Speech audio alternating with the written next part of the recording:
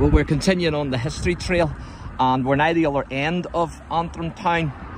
We're outside All Saints Church, Parish Church here in the Scotch Quarter, and we're now looking up towards the courthouse and then the walls beyond the courthouse. If you remember in the last wee video, the government troops were on the walls behind the courthouse, where the United Irishmen were behind the church walls here. And as I said in the other video, the original door, there is actually bullet holes in the original door, but there's also bullet holes in the wall of the church, and I'm going to show you some of those, a couple of those now. As you can see that clearly, that's one of the bullet holes to the left, and also to the bottom there, and so you can clearly see that. There's also a wee bit of information here on a billboard. I'm just going to show you a photo here because it's a very good photo and it gives a good illustration of the battle.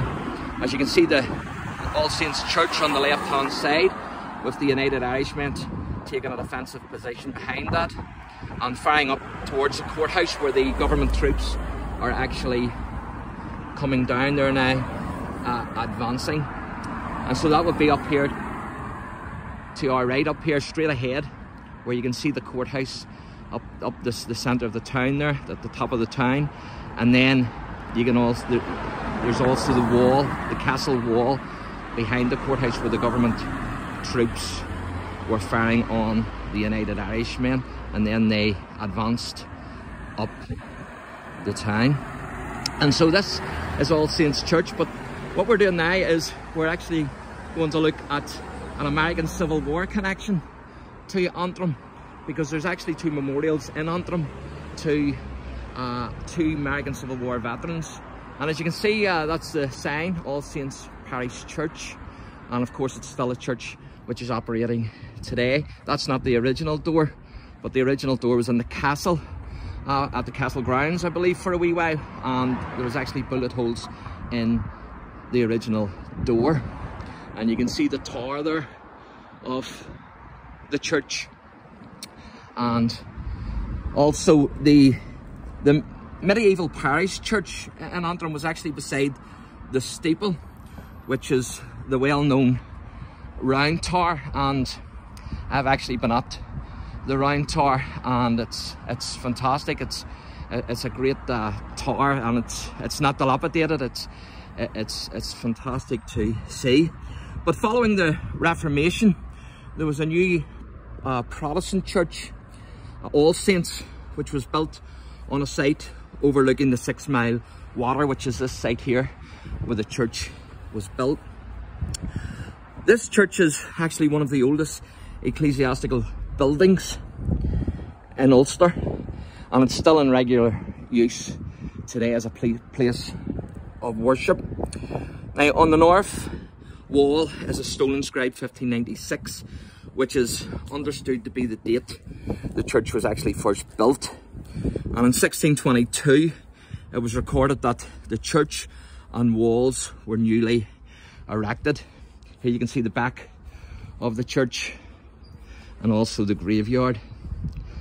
But there's actually a memorial in here, which an American Civil War veteran, he was actually a spy for the Confederate Army, and he actually had this put in here for his family. And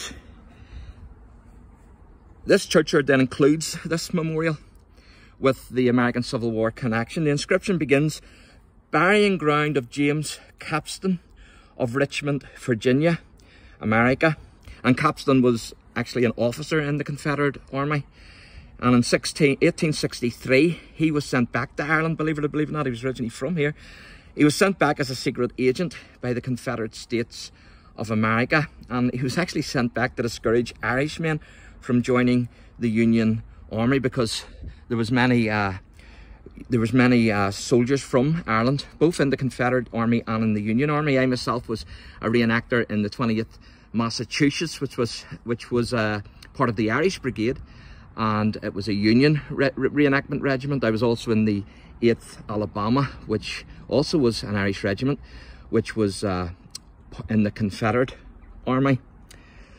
And so he was sent back here, and possibly it was during this visit that he had the headstone erected in memory of his family. Amazing to think that All Saints Church in Antrim actually has a memorial, and it's for the family of the Confederate spy who was sent here to discourage Irishmen from joining the Union Army. There's also another memorial which we're going to look at in the next wee video, only this one is for a Union man